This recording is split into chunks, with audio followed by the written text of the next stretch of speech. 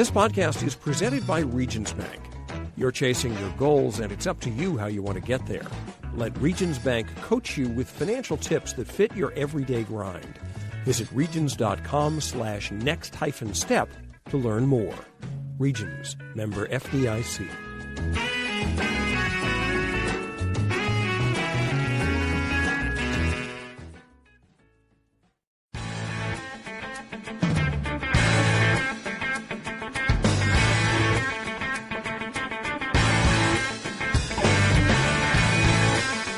Hello and welcome to the AP Top 25 College Football Podcast. I'm Ralph Russo, the college football writer with the Associated Press. My guest this week is recurring guest, Paul Myerberg from USA Today. We have a monster show. We covered a lot of ground. We went longer than usual because there's a lot going on. This is one of the most interesting times of the year in college football. We are approaching championship weekend, and there is enough intrigue and uncertainty around the country to make just about every Power 5 title game matter. Silly season is here and is in full swing. Chris Petersen tossed everyone a curveball and stepped down at Washington this week. So we'll talk coaches. We'll talk Heisman Trophy race a little bit. Joe Burrow is the clear number one, but who is number 2 and 3? Thanks for listening to the AP Top 25 College Football Podcast. You can find us on Westwood One Podcast and on Apple Podcasts, just about anywhere you get your podcast. Please subscribe, and if so inclined, give us a good review. It helps college football fans find us, and it helps us find more college football fans, and away we go.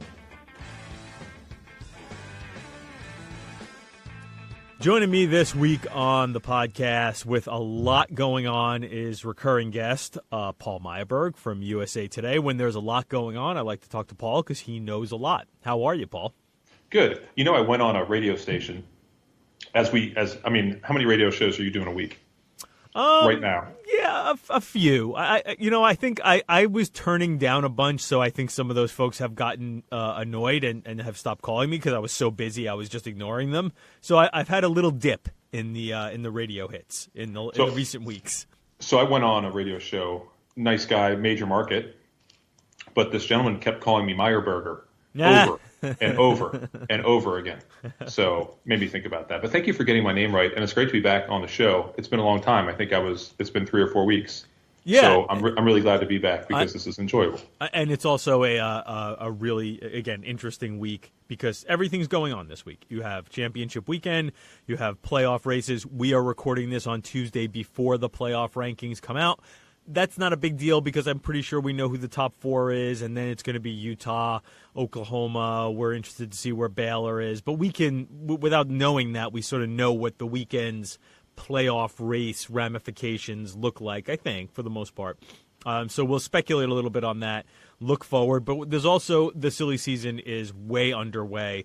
We had, I think, 5 coaches fired over the weekend. Maybe 6, something like that. We've had 1 hired. Rutgers has hired Greg Schiano. Just before I called Paul to set up this podcast, Matt Campbell agreed to an extension with Iowa State, so he's off the board, and Florida State can look elsewhere. So there is, again, a lot going on. Heisman race, we'll probably get into a little bit of that. Let's start with some of the coaching stuff. Let's play this game. Let's play the what job is better? But maybe actually let's flip it. And what job is worse? Arkansas, Ole Miss, or Missouri? I had a coach tell me, you take any one of those jobs, you're taking a job to be fired in 4 years. I think the worst one is Arkansas, right? I mean, you have to take into account the state of things. And Ole Miss, compared to Arkansas, is like, late 60s Packers. Like, they're a well-oiled machine. So I think Arkansas is the worst of the 3 based on the uphill climb ahead. I think Missouri's did I say best? I meant worst. Arkansas is the worst. Missouri, the worst of the 3. I think Missouri's the best of the 3 because you're in the East. There's a track record of success in the 21st century. I mean, in this decade even. You have St. Louis as your recruiting hub. You have a 500 to 750 mile bubble to recruit where you can go into, theoretically, you could go as low as into some semblance of SEC country. You go into Ohio, you go into Indiana. If things were really clicking for you, I'm sure you'd have some cachet. So that's how I would rank them. Ole Miss in the middle, but Arkansas has to be the worst because you got to hire a coach with some patience because that's going to take some time. I feel like Arkansas is hiring a guy whose best case scenario is to be fired in 3 or 4 years, but have it be cleaned up for the next guy. Like, I feel like that's the coach who goes in there is going to be fired, and if he does a great job, his success will be seen in the next guy. That's that's a broad statement, but I think that's where Arkansas is right now. Yeah, I don't disagree. I mean, I don't disagree that that's a great idea for a hire. I just don't think Arkansas has the foresight to do something like that.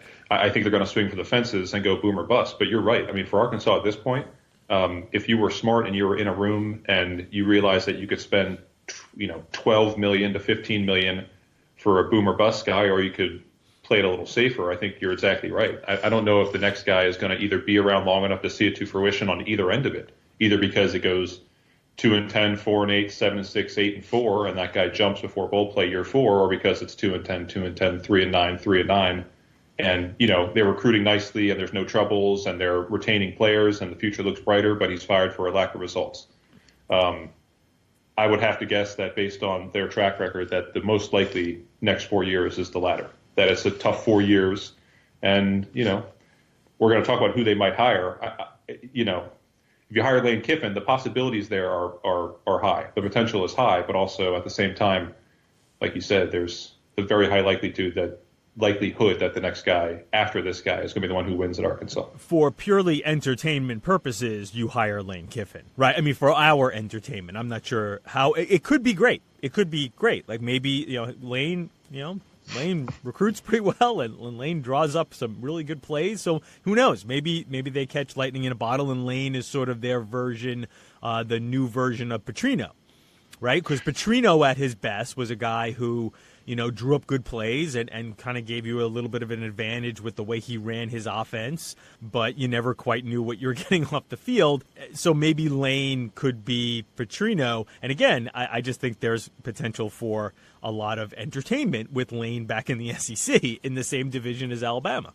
Yeah, for sure. And look, I think if you're an Arkansas fan, or even if you are a university individual, I think you could probably convince yourself of anything right now. And you know what I mean? This is like, you're like 38, 39 years old, you're single, and you're surveying the market, and you're like, okay, this looks great to me because my alternative is to be alone and to be terrible for the rest of my life. I think they could probably delude themselves into thinking that Lane Kiffin is going to be a home run. Lane Kiffin's not a home run. If he was a home run, he would have, hit a home run at the previous multiple stops that he's been at. But, I think actually, in my opinion, Lane Kiffin is a safer hire for some of the reasons that you listed, because he brings excitement to the program. He brings eyeballs to the program.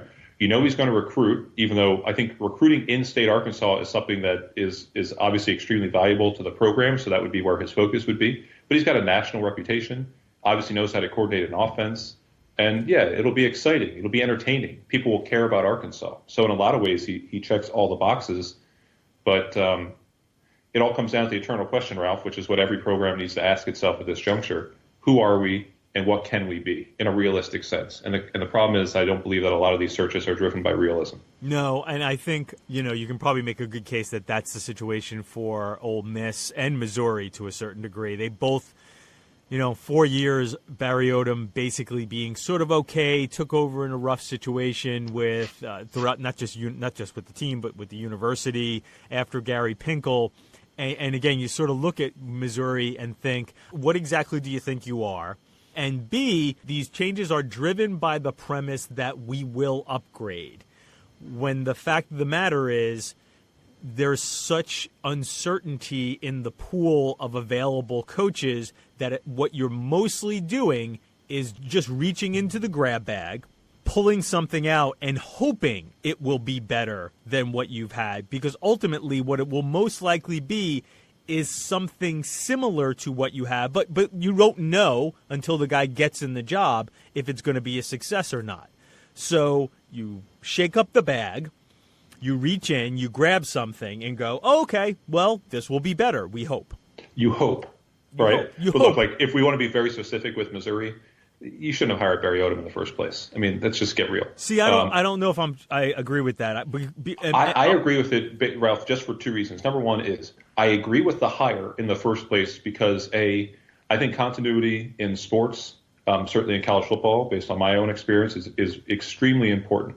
And secondly, promoting Odom in a sense paid the ultimate respect to his predecessor, who had built that program into something far beyond what anyone could have imagined in the early 2000s in Gary Pinkel. So I agree with it on those two metrics. On the other hand, the promotion in-house has a spotty track record, and you have to ask yourself at that time, 4 years ago, who else was hiring Barry Odom? If Barry Odom was a defensive coordinator even at Texas or at USC, would Missouri have considered him? No, of course not.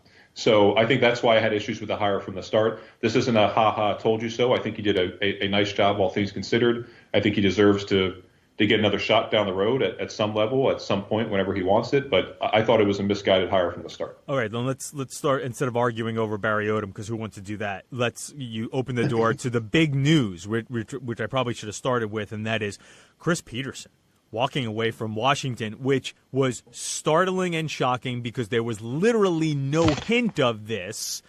But as with many of these moves, not so surprising if you sort of know Chris Petersen, because in some ways this was a very Chris Petersen type move, right?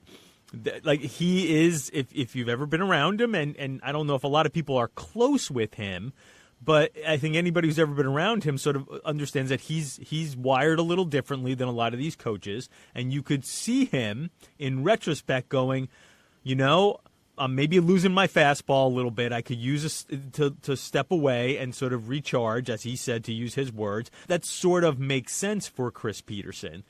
I was wondering your reaction to the news and also getting into the idea of promoting from within. Jimmy Lake, no coaching search at Washington, which is also very Chris Peterson-ish. No coaching search at Washington. Jimmy Lake is the guy, and they are moving forward with that. Well, I'll say for Lake, the one difference between Lake and Odom, as we all know, is that Lake had Power 5 head coaching opportunities in the past and turned them down because he knew this day was coming. Mm-hmm. So I think there is a slight difference there. And actually, I think it's more than slight. I think it's an important difference and juxtaposition between him and Odom. My feelings about Peterson are, like you used the word surprised and shocked. Surprise and shock comes from the fact that a guy who I believe very firmly is a top 5 coach of this generation, of this millennium, who is unbelievable in almost every single respect, stepping away. You assume in all walks of life when you're at the top of your game that you keep going, because that's shocking to me. The truth is, as you said, the list of people who truly know Peterson from our side of the aisle is zero. I don't think anyone knew him. I don't think that was because no one tried. And it's not any statement about Chris Peterson's personality or that he's standoffish. Chris Peterson was interested in very few things. Chris Peterson loves football. And most of all, he loves impacting the lives of his players and his coaches. And I think that drove him nonstop. My interactions with Peterson, which probably account for one-on-one time, maybe 3 hours over the course of my career, was that he hated everything else. And you know what I mean? Right. And maybe hate's a strong word, but he very much disliked recruiting. And I think the way that Washington did recruit was a reflection of that. Keep your pool very small, build extremely strong relationships, because we don't want to get burned on either side of this equation, whether on signing day or 2 years down the road when you're upset about playing time. So I think he zigged when a lot of other people zagged. I think he was highly intellectual, highly engrossing in terms of a conversation. It was captivating, talking about football or anything else, highly intelligent. But like you said, at some point, when you run differently and you run at a different speed than almost every other coach in the country, if not everyone else, the not shocking part is that, like you said, he needed to recharge. Because I don't think it came easy to him like it comes to a lot of other people, the 24/7, 365 grind. I'm going to pull up the email I got from somebody who knows Peterson very well. It goes back with him a long period of time. Surprised about the move, and then again, not surprised. Always thought he would not be a lifer in coaching. Felt he had other things to do before he officially retired. Pete is one of those guys who recognizes things about himself long before others, which might support the reason he needs to recharge, if that is the reason. And basically, I was just asking around, like, hey, is everything okay? Because that's the first thing when guys like Stoops and people step aside early. You also, they might want their privacy, but as a reporter and sort of as a human being, you're interested in, like, hey, is everything okay with this person? Do they have any health issues? Is everything okay in their family? So you start snooping around on those two levels, and what I and a lot of other people got back is, no, this is just something he's going to do. But the interesting part of that was, noticing things about himself before others might. Again, they had a poor year this year. Maybe he looked at himself and said, this is to a certain degree on me. I don't like the way I did my job. So maybe it's time for me to not do this job and let somebody else do it. But he also, he left the door wide open to come back with the whole recharge comment, as opposed to somebody like Stoops, where I think he might be gone for good. I think Peterson made it pretty clear that he's not done coaching. Oh, no, I don't think he's done coaching. Because I think, like I said, he's going to stay in a role at UW where he can have that impact on people and he can be like a Yoda to Jimmy Lake and those guys. But I think his heart is with development, and his heart is with building relationships with 18 to 23-year-olds. And look, I'm not going to say that he won't go to another level of competition. If I had an NFL team and I wanted to hire a coach, Chris Peterson's on the list. I don't know about you. I'm calling Chris Peterson. He's available. I'm calling him. That's an interesting one because, again, he doesn't like the recruiting piece, or I shouldn't say doesn't like, but he's a little skeptical of the recruiting piece. Unlike a guy like Urban Meyer, he is not. I'll equate it to Meyer. Meyer really is sort of an imposing figure to his players, right? I think almost all the Ohio State players, without criticizing Urban, because a lot of them loved Urban for it, will tell you that Urban is a real hard ass. And I don't know if that flies in the NFL. I've had people who have worked with Meyer, and I just don't know if 28-year-old professionals who go home to a wife and kid are going to put up with that. Peterson is not that. Peterson is definitely not that type of person, and I could see him possibly being organized in a way, and you remove the recruiting piece, and now we're just sort of building culture in the building, but I am treating everybody here like an adult. That could be interesting. I wouldn't necessarily rule that out. Yeah, and I said it before. I hope people at this point, even if I understand he's going to coach again, but just take a moment to take stock of what Peterson has done as a college coach. Because there was a time up before his kind of first two rebuilding years at Washington and he had a higher winning percentage than Newt Rockne, and he was the guy that everyone, and even I'm trying to think the last time, I think it was maybe 2 years ago. So it has been a little bit of time, but a couple years ago, I remember sitting in an office with a Power 5, a Big Ten head coach, and just talking at the end of a conversation as we do and picking each other's brains. And he was like maybe the fourth or fifth coach that I can remember who asked me, what do you know about Chris Peterson? What do you know about the way he operates, about this, about that? I think he was an object of fascination because, like you said, there are a variety of leaders in sports and life. There are yellers and screamers. There are cursors, and there are people who, only say hell, damn, and ass, like Dabo. And then there are people who kind of quietly and aren't necessarily cuddly, but quietly build respect between themselves and their coaches and their players. And I think Peterson was a guy who was never buddy-buddy necessarily, but somehow developed and demanded, in a sense, the respect of his charges because he went to work every day and was consistent. And I think that consistency is what spoke to people. The other interesting thing about him, if he decides and when he decides, I want to try to coach again, if he wants to coach at the college level, he was also, again, it was not a surprise that he ended up at Washington after Boise. He didn't like the idea of going to USC and sort of being a celebrity. The idea of Chris Peterson going into an SEC school is almost impossible to comprehend because, again, what you are asked to do at those schools as far as being the front-facing representation of not just the program but of the university doesn't sound like anything he would want a piece of. I remember the one big story I did on Peterson when they went to the playoff a couple of years ago was just how much he enjoyed Seattle being a place where the culture was not all consuming about sports and football. They were very passionate fans, Huskies fans and Seahawks fans, but like this wasn't the world to them. And he loved the idea that there was just so much else going on in Seattle that it wasn't all about the football team. So, you know, and that's just a long-winded way of me of saying, like, I'm curious to see if he comes back and how he comes back and what would be the right fit. You know, again, texting with people who know him, somebody was like, hey, maybe he can go back and be the quarterback's coach for Dan Hawkins at UC Davis, right? Like he once was. But, like, wouldn't that be a Chris Petersen thing to do? I doubt he will do that, but wouldn't that be a Chris Petersen thing to do? Yeah, he's very calculated, and I think calculated implies deviousness, but no, he's very calculated. I think he used the words, when he left for UW from Boise, he said it was time. You know, it was time. It wasn't dollars and cents. To him, it was time. I know that in addition to family needs and wants from his side, he just felt that it was time. And I have no doubt that he sat back at some point this season and felt that something was off and said it's time. So time will tell, obviously, where he comes back. But college football needs Chris Petersen because you need guys who do it the right way, run clean programs, develop talent, and win. Yeah. You know, give me the antidote to your SEC madness. Yeah, we'll see how this plays out with Peterson.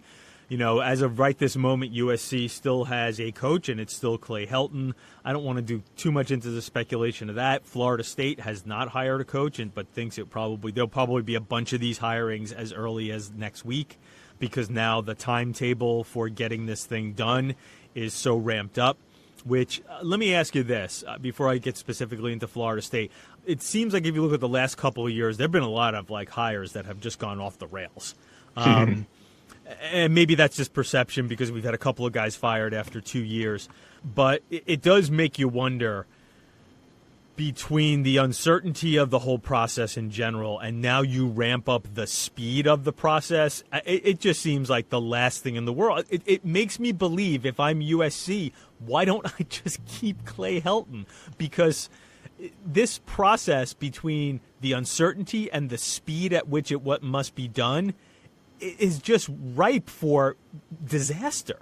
The whole coaching search and hiring process is just riddled with problems and stumbling blocks that make it more likely that you will fail than succeed. I will say this. So overall, and this is probably dating back 15 years or so, there's just less patience, period, right? There's less patience for rebuilding, less patience for a step back, less patience for 2 years in a row where things fall a little bit short of expectations. So just overall, that's an issue in coaching. But you're right. Like nowadays, signing day is like 2 weeks away, and 75 to 80 to 85% of all prospects are going to sign, you know, in 2.5 weeks. So if you're going to fire somebody and you're Florida State, like, you almost begin to understand, A, why you would fire someone in October, November, and B, you need to have someone ready to go, because you miss one recruiting class and all of a sudden, you know, 2 years later you have no depth and things fall apart.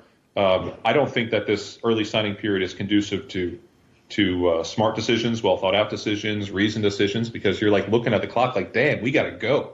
You know, we need to hire somebody today. So it's not helping matters, certainly. I wouldn't blame that for the reason why Chad Morris won 0 SEC games in 2 years, but it's a factor. It's a factor because, correct me if I'm wrong, but like even 10 years ago, maybe a little bit more, guys were getting hired into late December, start of January. Yes. Like hires were dragging out. So when you have 2 weeks to make a decision that probably would be better served taking 2 months, you're bound to make mistakes.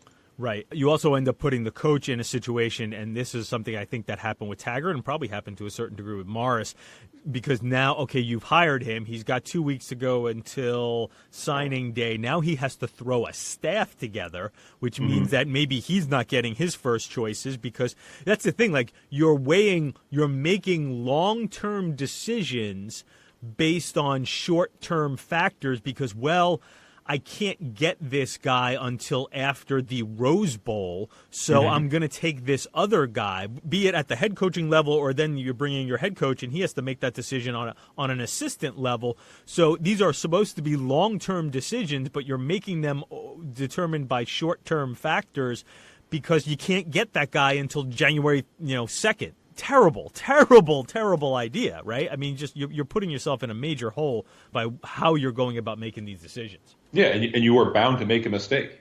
I don't think make a mistake on the level of firing Matt Luke. That's your choice. You have made that bet. But your ability to hire a guy in 14 days at Ole Miss who's going to, A, get the 25 guys who walked out of a team meeting back onto the team, and B, fill a recruiting class, which probably is already suffering its rash of decommitments. You're basically saying all right, well, we're going to give up this time for this recruiting class and try to make it up next year, but it's a disaster. Yeah, but it's a disaster. There's nothing we can even say. And not to mention, so you're 17 years old, you're from Wazoo, and you're like, well, I've been committed to Ole Miss for a while, and I really like Ole Miss, but they just fired my coach. And what's that, Missouri? Oh, you're filled up. Mississippi State, you're filled up. Do I stay here? Do I go to Southern Miss? Do I do whatever? You're putting everybody into a bind. Right, and you're going to stay, maybe, because you're right, because everybody else is filled up, but that means you're almost 40% chance you're in the portal at the end of your freshman year, right? Yeah. Oh, and by the way, that coach, he doesn't run a 4-3, it's a 3-4, so yes. It's kind of a tweener. Right. You might want to look elsewhere. The whole thing is crazy. It makes you realize this. This is just a comparison. The comparison is places like Clemson never lose assistant coaches. Places like Alabama loses a defensive coordinator every single year and cycles through offensive coordinators and whatever. Consistency, continuity, ability to teach a repeatable action is so powerful when you're working with similar talent. So for me, at a place like Ole Miss or Missouri or Arkansas, and maybe that's not the best example because all those coaches kind of earn their fates, but there's something to be said for let's just stick to our guns. We're not going to win a national championship. It's okay to go 6-6, 7-5, 8-4 every single year. Just consult your program media guide in August and look at your track record for your history and try to realize where you are on the totem pole. Okay, before we take a break, and then we'll talk about some games and some Heisman, I have and I texted you this rather cryptically, so I'm only imagining you were like, what? Yeah, I'm excited for this. I want to hear this. So I have a Dan Enos rant.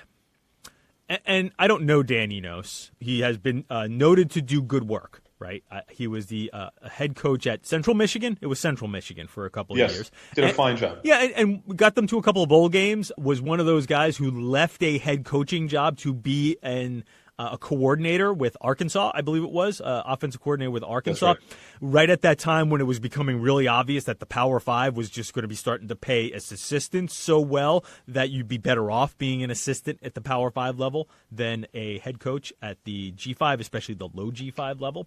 Mm-hmm. So he has done some good work throughout his career. I do not know him personally. This is nothing personal toward Dan Enos. But last year, when Miami made its hire of Manny Diaz then hired Dan Enos, and a lot was made of Dan Enos leaving Alabama. And a lot was also made of Dan Enos' time at Alabama, because I had Alabama fans telling me, why would Jalen want to transfer and not have the coaching of Dan Enos? Why would Jalen possibly want to leave here early and not even serve because he'll be far better served as a backup being coached by Dan Enos than he would be by, going elsewhere and looking for a new job somewhere else. Okay, that's fine. And Enos did well at Tua and Hurts were both really good players. So clearly he must have done okay to at least not screw them up. And then Miami came in and grabbed Enos, and Manny Diaz could not tell enough people the best commitment I got, forget the transfer portal, forget recruiting, was Dan Enos. And we wrote stories about where's Dan and how he sort of snuck out of town in Tuscaloosa and ran over. And that was a huge, huge hire. And Dan Enos, I should have done this before. Dan Enos is making a lot of money now as Miami's offensive coordinator. And I'm going to try to find exactly how much he is making. USA Today will have that information. Yes, it will. Because USA Today is really good at that. So you look it up. You look it up for me. You look it up for me. Excuse me. So anyway, so now I bring up him because now he has been at Miami, and Miami is a tire fire. Their offense is miserable. They have multiple quarterbacks who look completely inept in different ways, right? Like different levels of ineptness. Like Jaron Williams is like that inept that you say, boy, that guy could be good, but like he just makes way too many mistakes. And N'Kosi Perry is inept in the way that like, boy, that guy looks like he's afraid to play quarterback. And my point of this is a guy who's now become probably a millionaire on the backs of like being at Alabama, situating himself with not just Nick Saban, the great coach, but Alabama's great players. Jalen Hurts and Tua Tagovailoa essentially made Dan Enos a millionaire, right? Because he got to be near these five-star players, and he became a great coach and really much desired and well sought-after coach because of that. And again, I'm not trying to pick on Dan Enos because there's a lot of good coaches who sometimes find themselves in bad situations and have bad years. But I think that it's an example of a bigger picture thing of like we sort of like throw a lot of credit to these coaches, right? And this coach did a great job, and it's also sort of an example of how everybody is just I hate to even bring this topic up, but everybody's making so much money and getting rich and being lauded off of their work with these players, and these players are basically just getting an education. And it's just like Dan Enos became a superstar because he got to hang around with Tua Tagovailoa and Jalen Hurts, and became a millionaire because he got to hang around Alabama around all their five-star players. And that's the system that we are working in right now, where Dan Enos becomes a millionaire because Tua Tagovailoa is great. Ralph, never trust someone with two first names. That's what I say. It's the truth. Don't trust anybody two first names. Name a two first names person who you trust. I challenge you. I will not do that because I will. Well, I can't think of any. Yeah, there you go. Let me say about Enos. We don't have our 2019 numbers. Last year for Alabama, he was making like $500,000. So you assume that he's upper ranges of six figures, maybe close to $1 million. Yeah. He didn't do a good job this year. I don't think he earned $1 million at Miami. Yeah, I'm not looking for you to defend him. I will leave it at that. We will go to a break, but I think he is indicative of a system that allows the coaches to become stars simply by proximity to players. And that there are far less really great coaches, a lot of good, hardworking coaches, but far less really great coaches, but a lot of really great players who then make their coaches look like great coaches. But what does that say about how we cover the sport? That the stardom of players has not grown; it's remained stagnant. The stardom of a player in 2019 is as famous in 2019 as OJ was in 1967 as a player. The stardom of players has remained on a straight line, high, but it's plateaued. But the stardom of assistant coaches has changed dramatically, hasn't it? Right. Like even 20 years ago, were we talking about Bill Bedenbaugh? or his equivalent at Texas in 1999? Do we even know who that was? Were they showing him on TV? With a graphic? We were not because we've gotten so deep into the weeds on this sport, and we can't. We need to cover it at the next level. We keep pulling the onion, pieces of the onion back to try to find what really makes this thing go, what really makes this team interesting, because fans want that, right? They want every last detail. So we start diving into who are the good coordinators, and then it's who are the good assistant coaches, and we cover it like it's big news. Like when Dan Enos becomes the offensive coordinator at Miami, it's no longer just a brief in the paper. Like that wouldn't have even been more than 250 words in the Miami Herald 10 or 15 years ago. And now it's a big deal. It's a talking point for us on podcasts. And again, that it's the reason why we have a job. I don't necessarily want to crush the sport too much, but the sport has become so big, we cover it on such a granular level. This is the result of it. We dig so deep and try to find, like, where are the advantages, who are the up-and-comers, and fans want to know that, and we want to know that, and needless to say, these coaches and their agents want us to know that because it benefits them. So, you know what? Maybe we are part of the problem, but... So we are. We are absolutely. Not to mention the fact that we have no idea what constitutes a good offensive line coach or a good offensive coordinator or a good defensive coordinator. Other than what people tell us, right? And we hope that we're asking experts who let us know, but generally speaking, almost everybody we're talking to has some type of agenda. So we see results, we ask experts, and then we sort of put two and two together and see how that plays out. But ultimately, like any good coach will tell you, I am as good as the players I have. There you go. All right. You're exactly right. All right, we're going to take a little break. I'm going to cool off. I almost feel like I have to write Dan Enos an apology letter because I didn't necessarily mean to crush him. I was just trying to make a broader point using him as an example. We're going to take a little break here on the AP Top 25 College Football Podcast. We will talk about championship weekend and a little Heisman with Paul Myerberg from USA Today right after this.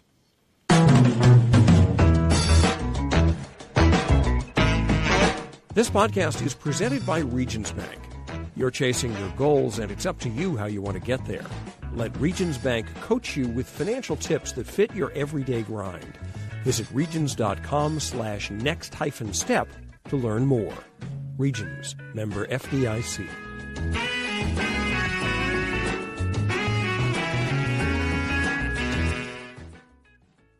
And we're back on the AP Top 25 College Football Podcast with Paul Myerberg from USA Today. So championship weekend, Paul. Ralph, let me ask you quickly, do you write letters to people?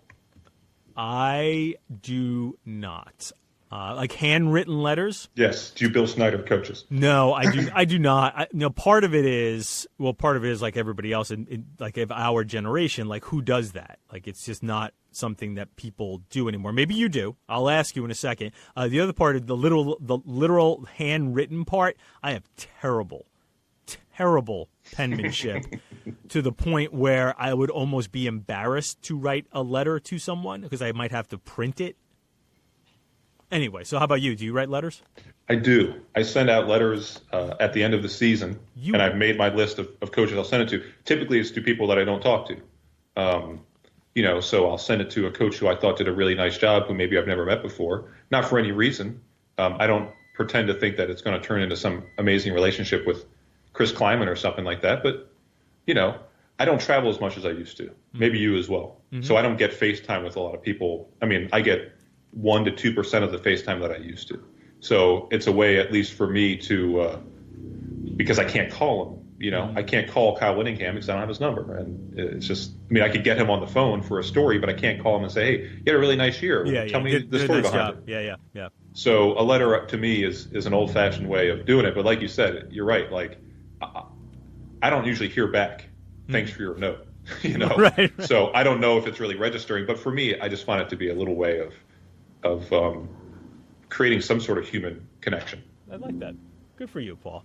You Thanks. Also seem like the type of person you're a thoughtful person who reads a lot of books, so I would imagine that you also that writing letters is also something that doesn't surprise me about you. Yeah, not that I don't read, my but you also terrible. Well, that's good to know. So do you print? Or do you just make a concerted effort that I'm going to really, really try hard to be neat here? Oh, I just try really hard. Okay.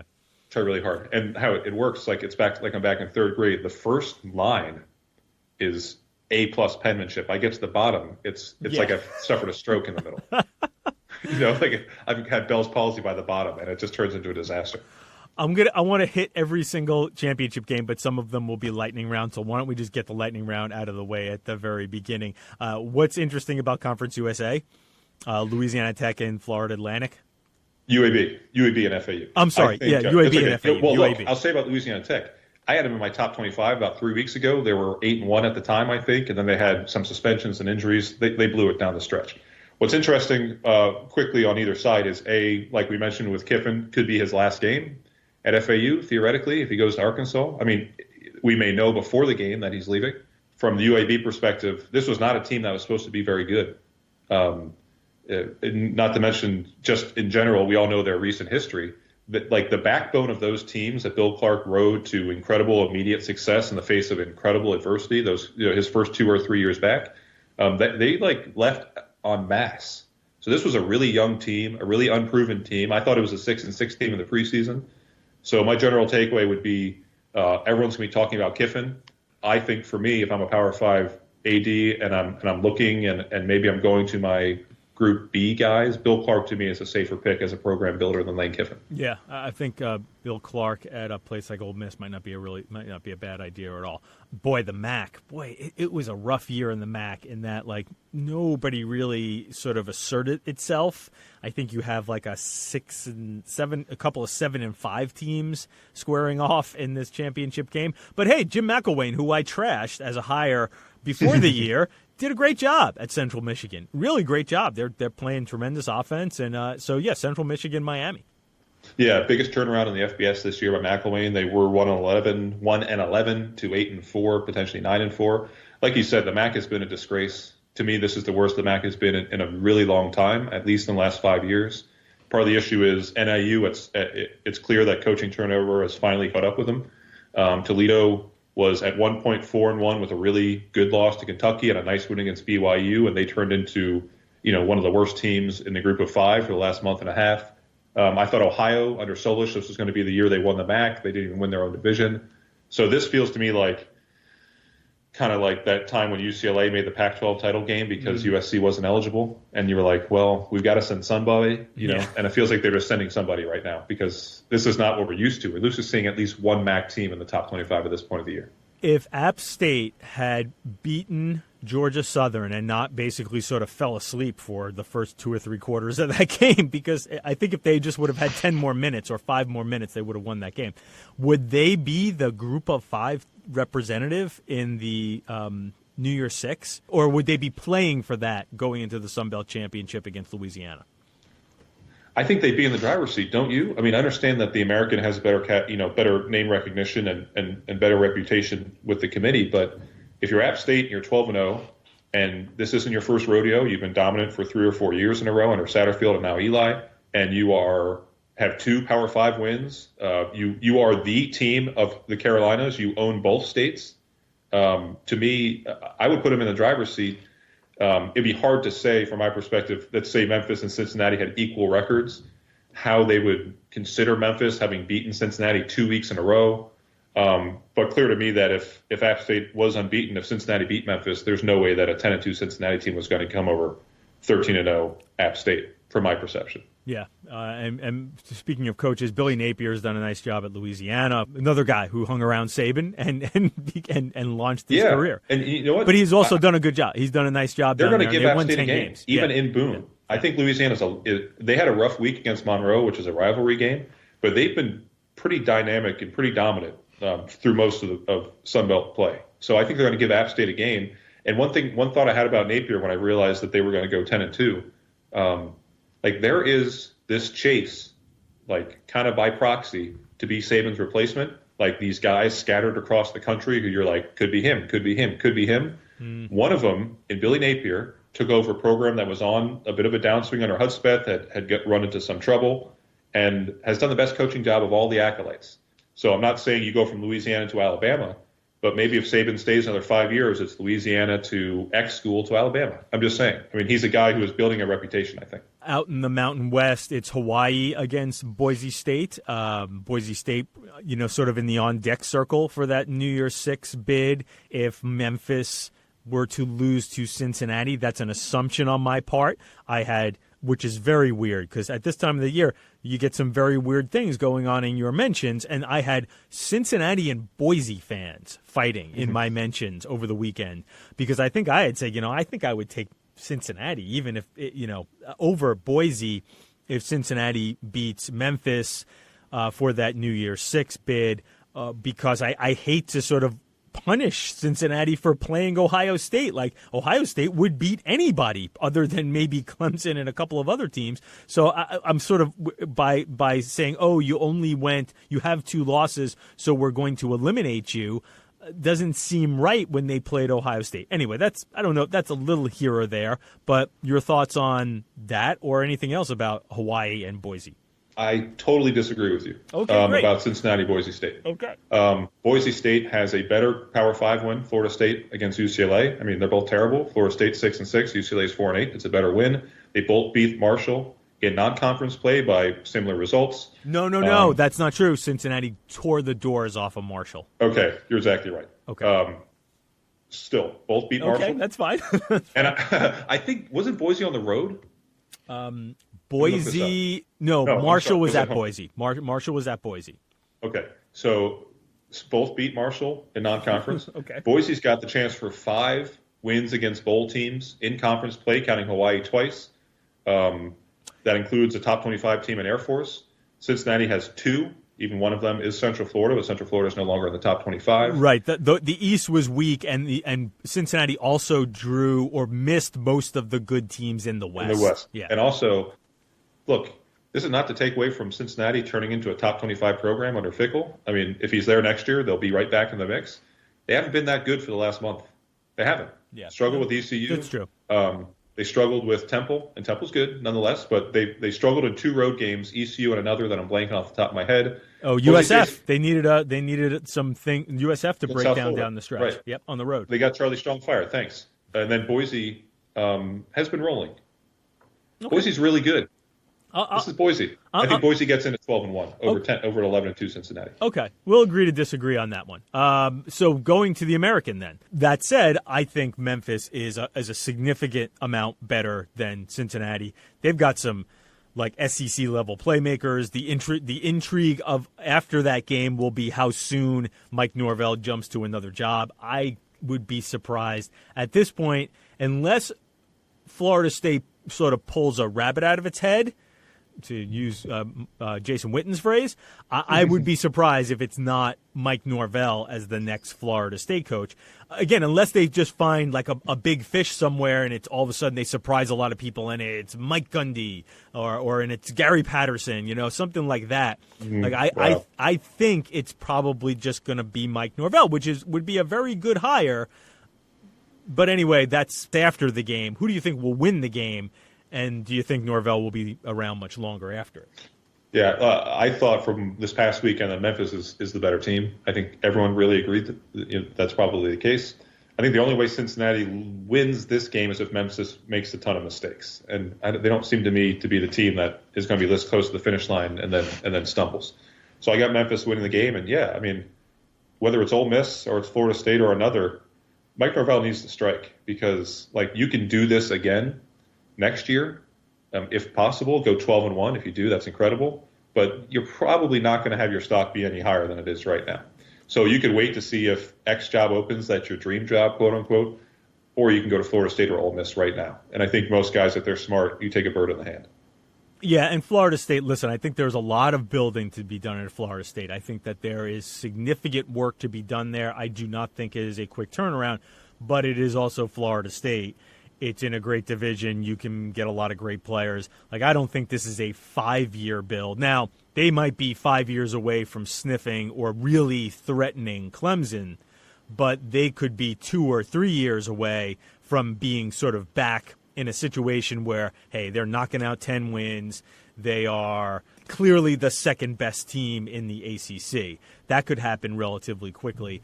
If you look at Memphis as far as this game is concerned, they're the better team. They just have far more playmakers, and unless Memphis opens the door to Cincinnati with some mistakes, I just don't think Cincinnati can beat them in the Liberty Bowl. The Power 5 games. So let's start on Friday. That's a big one. What does Utah need to do to make its case to the selection committee that if things go a certain way at the SEC and number 4 is available, that they should be number 4? They just need to keep doing what they've been doing, which is beating the hell out of everybody. It was shocking. I'm sure a lot of people saw Utah for the first time on Saturday night against Colorado because most people don't stay up late or watch Pac-12 Network or whatever. And they were like, this is the team after it was the first quarter. What was it? Right. It was 7-6, whatever something like that. Yeah, it was close. And you're like, wow, okay, so this is the team. Alabama would kill these guys. And then they scored 38 points in 18 minutes of game. Mm-hmm. This is what Utah does. And they're I think there's this idea that Utah is this scrappy bunch of underdogs. like wait till April or May and see how many Utah names are called in the draft, especially on defense. Yeah. You're going to see like 7 or 8 guys from this team get drafted. This is a hugely talented team with an incredible running back, a quarterback playing out of his head, one of the top defensive lines in the country, stoppers in the secondary, one of the best coaches in football in Kyle Whittingham. I think that if they just take care of business and do what they've done all year, I don't think anyone would be surprised if they beat Oregon by 14 points, because I think the consensus, and maybe I'm wrong and you can correct me, my feeling all season that Utah's been a 10 or 14 point team better than Oregon. Utah's always seemed like the better football team. So, I a couple of weeks before, in fact, the week before Oregon lost to Arizona State, I was like, listen, I don't care what resumes and stuff say and where the rankings are. Utah, it looks better than Oregon to me. Utah looks significantly better than Oregon to me, and I would not be surprised. Oregon's offense just looks constipated, man. Like you can't help but, like, I wrote this over the weekend. You can't help from pull back on Oregon and say, boy, Justin Herbert's got 31 touchdowns and like 4 interceptions, and there's some nice numbers there, but you sort of feel like they didn't maximize that guy's senior year. No, and you know what? For Oregon, it's hugely disappointing not to enter this game with a shot because of what you mentioned. You brought back a senior top 10 pick, elite quarterback, one of the top in program history.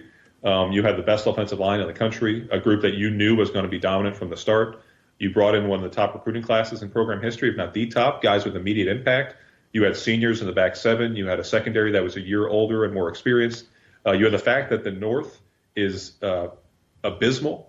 I mean, Stanford and UW and Washington State, huge drop-offs. Your second-place team is Oregon State. Right. Compared to recently, that's been the power side of the Pac-12, and all of the power teams took a step back this year. Right. Everything came together for Oregon. So for them not to be here is an indictment of the offense and an indictment of the fact that they couldn't get it done. You're right. I mean, Utah to me is like a well-trained Army battalion. They're just like march. And Oregon, constipated was a good term. Nothing comes easy. They need some softener. And Utah, I just feel like Utah is not going to get beat at this point of the season. It's just not going to happen. Yeah, but so we'll attach it right to the Big 12 because that's going to be the big question, again, depending on what goes on with the SEC, is, the Big 12 champion or the Pac-12 champion. Could Utah win a close game? If Utah, wins 24-21 on a walk-off field goal, does that somehow swing your opinion depending on what goes on in the Big 12 game, and who do you think will win the Big 12 game? Well, I think a close Utah win offsets any Baylor win. I don't think Baylor, they'll be 8 this week is my belief. I don't think any Baylor win is going to move them ahead of Utah, unfortunately. I just think in that room there's this perception that Baylor's sneaked by on a terrible non-conference and just kind of survived like 6 or 7 close brushes. I mean, they did.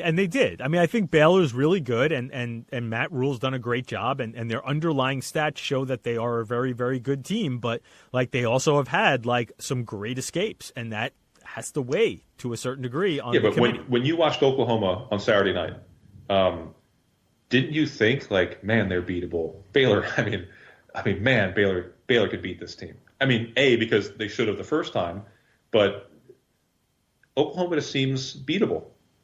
They're gettable. They're extremely gettable. I wonder how much the perception of that is simply because they went through a stretch of games where they just kept turning the damn ball over. Like they got into almost all of those close games. They just were really slow. Now that's on your permanent record, right? That's not something that you just say, well, they had some bad turnover luck. No, that's on your record as being a problem, and that might be the thing that gets them knocked out of the playoff. But I also still see an offense that when they stop turning the ball over and Jalen is a little more careful with the ball, is still really, really tough to stop. Well, here's the issue for Oklahoma.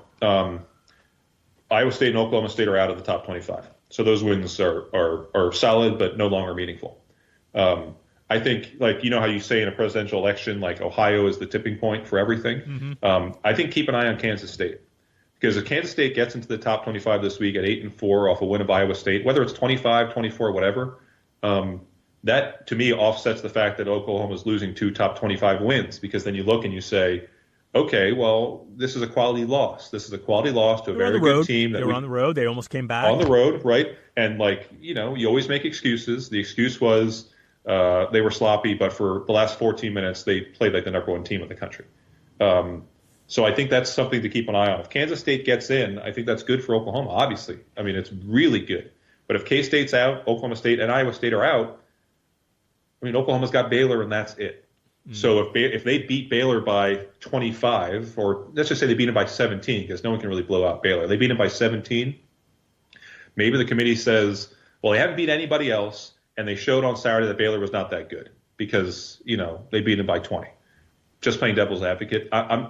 I don't think it's – I think a week ago when you saw Oklahoma State and Baylor both in the top 25 and you saw that they were playing Oklahoma, and then you looked at Utah's schedule, I think it would have been easy to say, oh, Oklahoma's got they've got it made. They just got to win out. They've got 2 quality wins.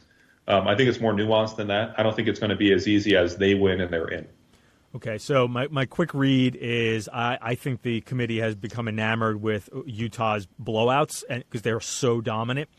If they do it again, I think they're in good shape. And I think they might. I think they might beat Oregon by, as you said, a couple of touchdowns, maybe more, because they look like a platoon at this point. But it is interesting when you start digging, because I love the analytics. So when you start digging into the numbers, like, the SP Plus and FPI on ESPN, and there are some others out there, Sagarin or FEI, like Oklahoma is a little ahead of Utah in most of those metrics. Not a lot, not a ton.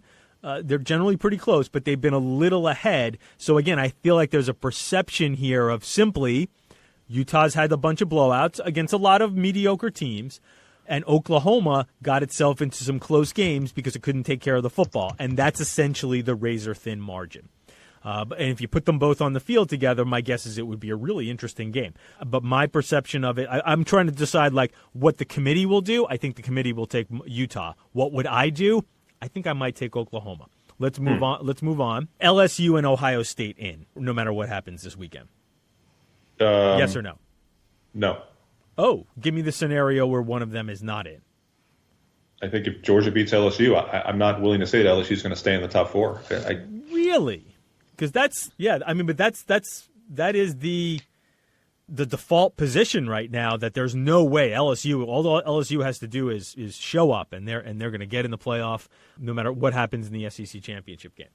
So that means the committee is willing to say to a group of people who represent a variety of conferences and levels of competition, we believe the second best team in the SEC without a conference championship is better than these 2 Power 5 conference champions who are both 12-1. They'd be willing to say that. Now, they have moved, and we'll see what happens tonight. Remember, we were recording this before the rankings tonight, and I do think there is at least a little bit of a chance that LSU I won't say that. LSU won't jump back to number 1 tonight because no way. Not tonight. But I do think that they could be number 1 if they roll Georgia. Mm-hmm. So, but that doesn't affect this conversation we're having, because the conversation we're having right now is what if LSU loses? Falling out from 2 to completely out.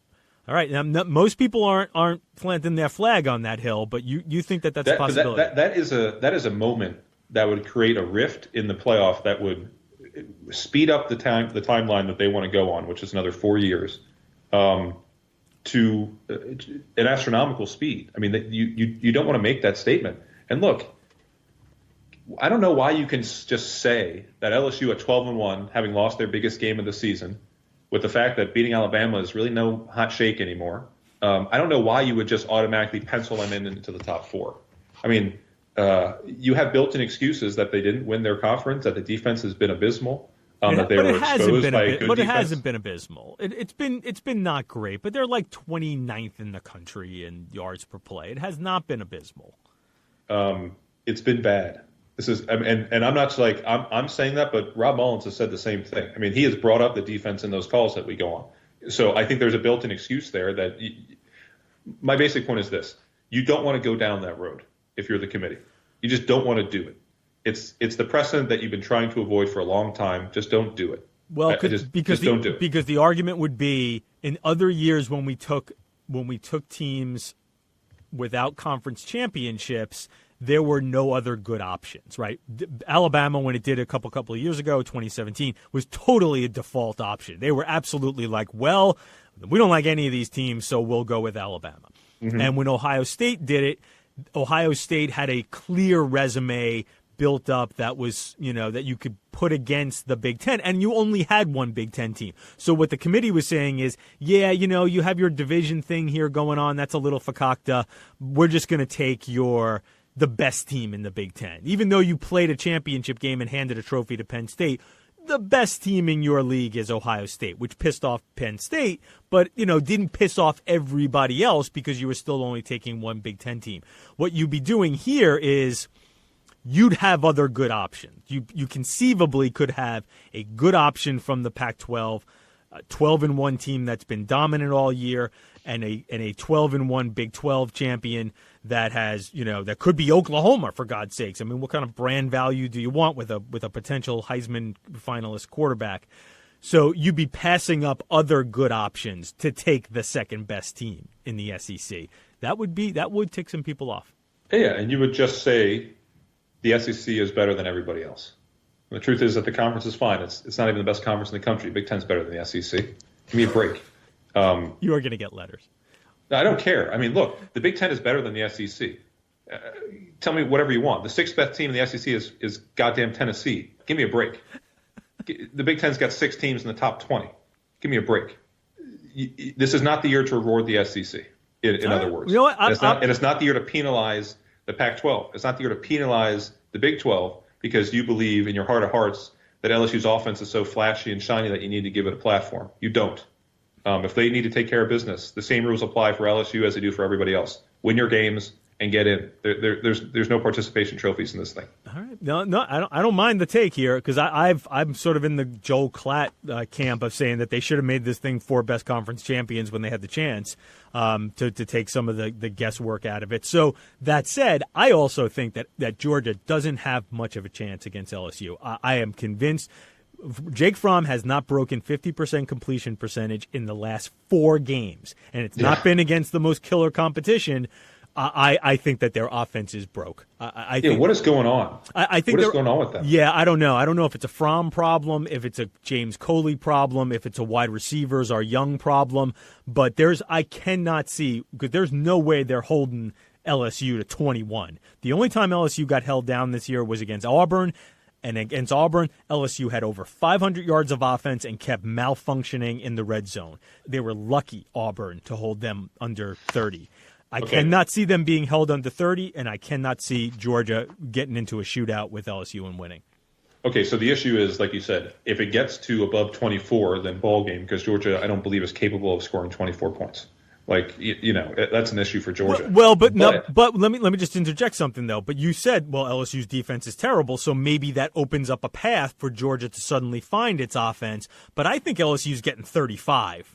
I'm just setting the bar at 35 for them, and we'll see what happens from there. And I don't care how good Georgia's defense is. Georgia's defense is really good. This could be an antidote defense, where it's like the cure for all of LSU's, explosiveness. All of a sudden, they beat Georgia and they can't do anything. Okay. I think Georgia's defense is that good. The key to the game is you got to be like +2 in turnovers. I mean, at least +1. You really can't turn the ball over yourself. Yeah. You have to convert in the red zone, which they don't seem to do. There's a road in my mind to LSU to beat LSU. I've looked at LSU all season. I see a really nice football team, a really good football team, maybe one of the best football teams that they've had in quite some time. I don't see this juggernaut at all. So I see a team that's probably going to lose in the semis, in my opinion. You see a juggernaut of an offense, but not necessarily a juggernaut in other places. Clemson would take them behind the woodshed if they meet in the semis. That's just my opinion. So I don't see LSU as unbeatable. Okay. I see them as a really great football team. God bless Ed Orgeron because he had so many detractors. Like he had more detractors than Fleck 3 years ago, and he's proved them all wrong. So bless him. Joe Burrow is an incredible story. We'll talk about him in a second, but he's going to lift something heavy in 2 weeks. I just don't think LSU is as unbeatable as everyone else seems to think. That's just my opinion. But you're right. It would take an offensive performance from Georgia that we haven't seen in several weeks to get to the point where they can match that defense and pull out an upset, or they get a pick 6 or something like that. Okay, and we'll be quick. You think Ohio State could lose and get in, though? To a higher degree than LSU simply because of their dominance. Okay. And again, Ohio State's been operating on a historic level. We're talking like Ohio State in 71, Nebraska. Yeah. And that's it in the history of college football. Typically, that gives you a pass. Right, and again, we just know that, like, poor Jonathan Taylor, because it's going to be another. He's had one of the most brilliant careers in the history of college football for a running back, except when he plays Ohio State, and they just beat the living hell out of him. And my guess is that's what's going to happen again this weekend. I think so as well. I think Wisconsin's really good. I think they are a couple stupid moments from beating Illinois and having this be a play-in game. Yes. So that's really disappointing for them. But it's a great bounce-back season. I just think Ohio State is operating on a level that, like we said, not many people or not many teams, rather, have hit in the history of this sport. So I think Ohio State it's probably a special team. Let's keep going here, because I don't want to ask whether you think Clemson will beat Virginia, because that would be insulting your intelligence. What the hell is up with Dabo? Like, even today, like, as we're on the air, I'm sure you're looking at Twitter, right? We're on the air. I'm calling this on the air. As we're recording, I'm sure you're looking at Twitter or glancing at it and seeing some of these latest Dabo quotes about how the media perception is the reason why people are down on the ACC and we don't get the respect that the SEC does. Dabo, man, I get it. I totally understand. You want to play this card of being the underdog and how nobody respects you, because maybe that's a way of firing up your football team, which is playing as a 28-point favorite every week. And that's also sort of Dabo's DNA. He is the receivers coach who everybody doubted, who became the best coach in the country. He is the guy who was selling real estate for a few years because he thought his coaching career was over. I get all that. But Dabo, enough already. Enough. Okay, Dabo, enough already. You're the third best team in the country. We respect the hell out of your team. Please stop playing the woe is me thing. So Dabo is a great metaphorist, meaning that he always invents metaphors for his team. Like in the past, he's done windshield versus the rearview mirror. Like there's a reason the rear view is small and the windshield's big. You're supposed to look ahead and not look back. That was kind of cool. Okay. Rear view. What do you call the one that's hanging on the windshield? Yeah, it's a rear view mirror. Rear view. Yeah. Okay. I drive cars. So that's his thing, and he likes to have something. My feeling is that at this time of the year, and whatever his metaphor was for this season, he just needs to find a way to motivate a team that's beating everybody by 45 points. He sounds kind of dumb. We know he's not dumb. He just sounds kind of stupid to us. But he doesn't play to an audience of us. He plays to an audience of 110. And I think that he's speaking to his team because he knows he works. Okay. It's gotten to – no, I agree. And most of the year I found myself saying, listen, this is not for us. This is not for us. He's using this stuff as all these perceived slights. But it just – today I just sort of threw up my hand. And he did it on Saturday too. When he talked about, no, they want to kick us out. Everybody's looking to kick us out. So I understand why he's doing it, but at a certain point, it's like, enough already. Yeah, but don't you ever, you're watching on a Saturday, your wife comes in and she's like, oh man, why is that team wearing those ugly uniforms? They look terrible. You ever had that moment? Yes. That's when I say to Sam, I'll be like, well, look, you think they're ugly. I think they're ugly, but the team loves them, and the 18-year-olds who are visiting love them. So sometimes it helps to realize that we're not the target audience. Okay, it's good. I think Dabo's speaking to a smaller crowd. I'm glad you talked me down from that. Because it's hard not to respect and in some ways like Dabo. He is generally good for our business. So I'm glad you've talked me out of being mad at Dabo. So okay, we played the scenario game here. You think Clemson is at worst the second best team, right? You think Clemson and Ohio State are the best two teams? I'll say this right now, is just between the two of us. It's December 3rd. Clemson's still the best team in the country. Yeah, they might be. They're going to win it again. Okay, I've become a little infatuated with what I've seen out of Ohio State. Justin Fields, holy God, that guy. They get yards very easily. Ohio State. They just pick. They 5 yards is just like, oh yeah, I'll take that. I'll take that 5 yards. I'll take that 5 yards. That can be a scary team. But, yeah, ultimately, you're right. I won't argue with you. I may debate you a little bit. I may say, well, I kind of like Ohio State a little more. But if you want to plant your flag on Clemson is the best team in the country, that's fine. I'm not. Yeah, it's hard to argue with that. But like you said, the genius of Ohio State, certainly on offense, is exactly what you mentioned. There's no negative. You know what I mean? It seems like it's very infrequently when it's 3rd and 9 or 2nd and 11. They're just always moving forward. They're like we said about Utah. They are a battalion on the march. They are just on the march, And sometimes it's like a 45-yard play, like when Fields came back from the injury and he just flung it down the left sideline for a touchdown. And other times it's like 6 plays, 79 yards, 3 minutes and 12 seconds, and each play is like 8 yards, 16 yards, 7 yards, 4 yards, 31 yards. Yeah. They're frightening. They're a frightening matchup. To me, I know LSU has been the team that you've been anointed to see LSU, Ohio State in the championship, and that may very well turn out to be the case. To me, the Clemson-Ohio State matchup, theoretically in a championship game, is the matchup of the two most balanced, complete, all 3 phases, maybe not kicking for Clemson, but it's the best matchup of 2 complete teams in the country. Very nice. Joe Burrow is going to win the Heisman Trophy. This will be our last topic. Andy Staples got into trouble on Twitter this week, which was odd because he encouraged people not to vote. Are you a Heisman voter? I'm not a Heisman voter anymore. I am. I gave that stuff up. Yeah, it's pretty dull. So anyway, the point being that, like, there are games to be played this weekend. You shouldn't, and I agree with, like, you shouldn't vote until the games are played this weekend. Even if you think Burrow, which you probably should, I think he'll run away with it. But there are 2 other spots on the ballot that are really hard to determine. So you shouldn't vote until after this weekend because you should wait to see how those other 2 spots, these players are going to play for those other 2 spots. Again, that's for some reason made LSU fans mad, but people get mad at everything. Who are you looking at as first of all, I don't want to assume you have Burrow number 1. Who do you have as number 1, and who are you looking at for those 2 or 3 spots? Yeah, I've got Burrow number 1 because he's setting records. In those final 2 spots, it's like a combination of Fields, Young, Hurts, primarily.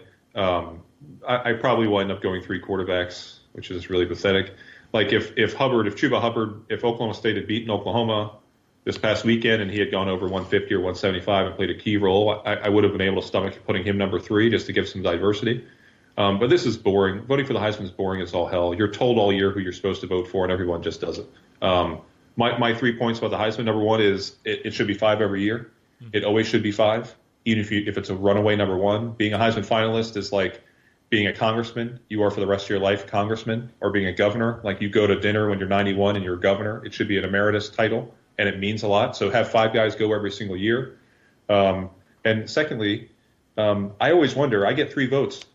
I could vote for anybody, and they would never know. I always thought, like, if I put in an offensive lineman from Marshall as my 3rd vote, like that would show up and blow people's minds, right? Because if you get 1 vote, you're going to be on that printout we get on Saturday night. You know what I mean? It'll be like Joe Burrow, 12,000 points, and then Sam Hudson, 1 vote. Right.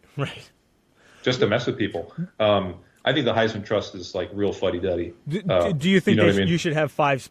You're talking about 5 finalists, but do you think you should be able to vote for 5 people? Because that's been a theme on this podcast throughout the last few weeks. Brett McMurphy talked about it. I talked about it with Heather Dinich. So do you think you should have 5 spots available? Oh, I don't.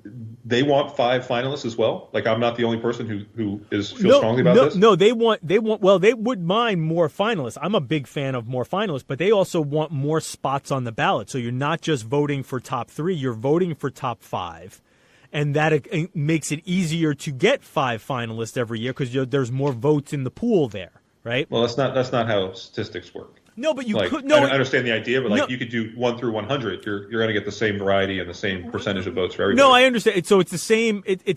There are 2 different tracks here. So do you want 5 finalists every year? But would you also like to be able to vote for 5 players? Oh, I don't care. I like making lists. If they want me to vote for 25, I would do 20. Like that would be fun for me. Like to go through everything and rank them. That would tickle my brain like you wouldn't believe. Okay, so you're not a zealot on that one, but you just want 5 finalists. Because you do 1 through 3, you're going to get the same results as if 1 through 5. That's just how it works. So I think I just want to see 5 finalists every single year. You know what I mean? Like okay, that's fine. No, I'm with you on that. We still talk about Troy Davis, who played for 2 crappy Iowa State teams in 1995 and 1996. We talk about Troy Davis because he hit 2,000 yards, but he was a Heisman Trophy finalist. Like you see Troy Davis on the street, and you've got a little 4-year-old boy with you, and he's like, "Oh, who's that guy?" And you're like, "That's a Heisman Trophy finalist, son. He was a Heisman Trophy finalist. For all else that he could do, he was a Heisman Trophy finalist." So I think it's a reward. We don't give these guys any money. I mean, God forbid. At least you could do is like reward 5 of the best players in the country. You get to come to Manhattan, eat a steak and some lobster, go see Rent or whatever is still playing on Broadway, and then you get to sit on stage and be a Heisman Trophy finalist. That's in your Wikipedia page. When you die, that's in the first line of your obit.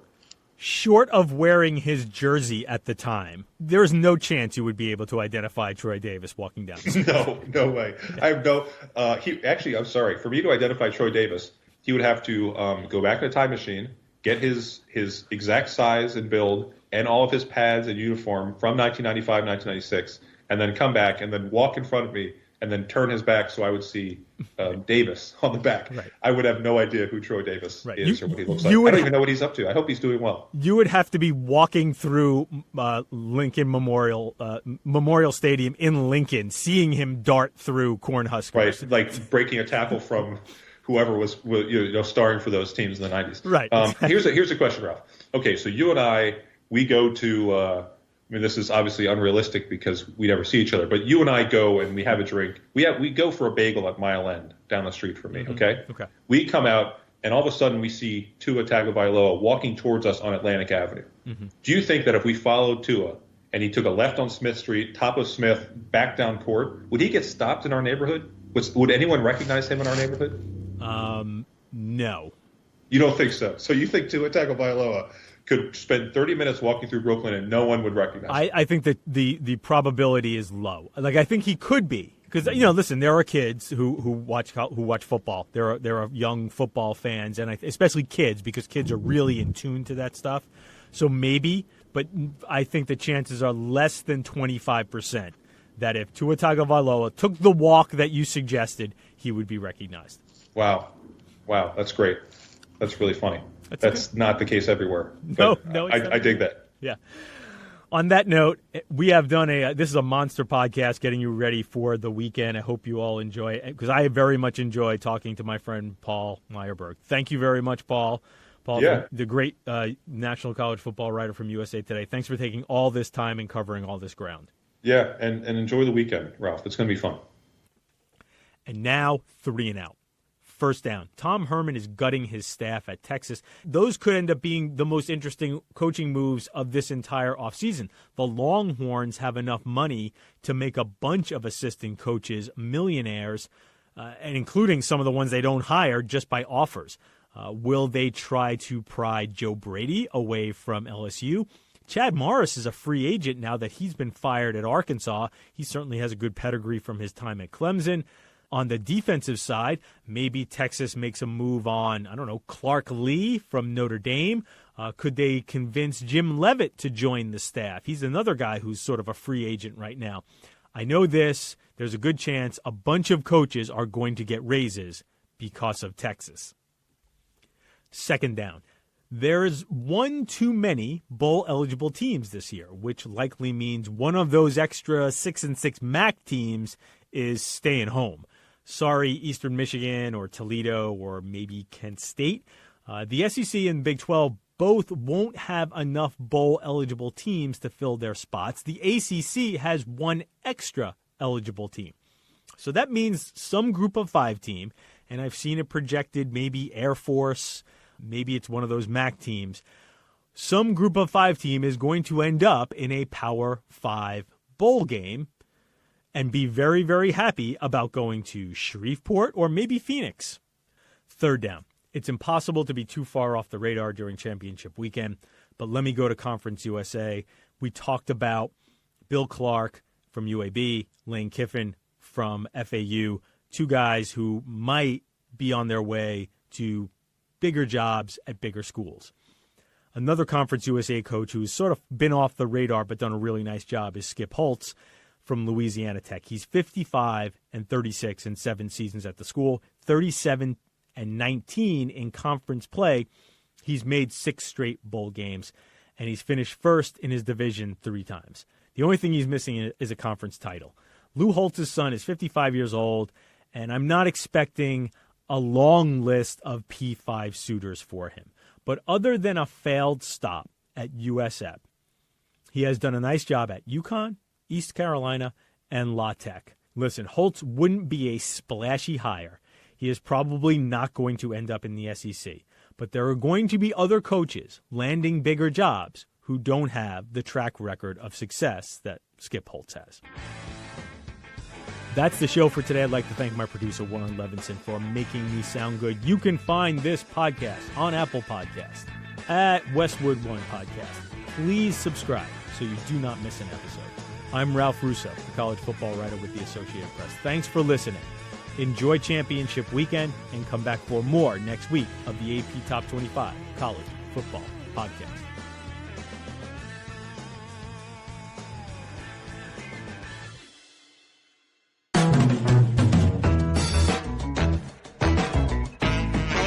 This podcast is presented by Regions Bank. You're chasing your goals, and it's up to you how you want to get there. Let Regions Bank coach you with financial tips that fit your everyday grind. Visit regions.com/next-step to learn more. Regions, member FDIC.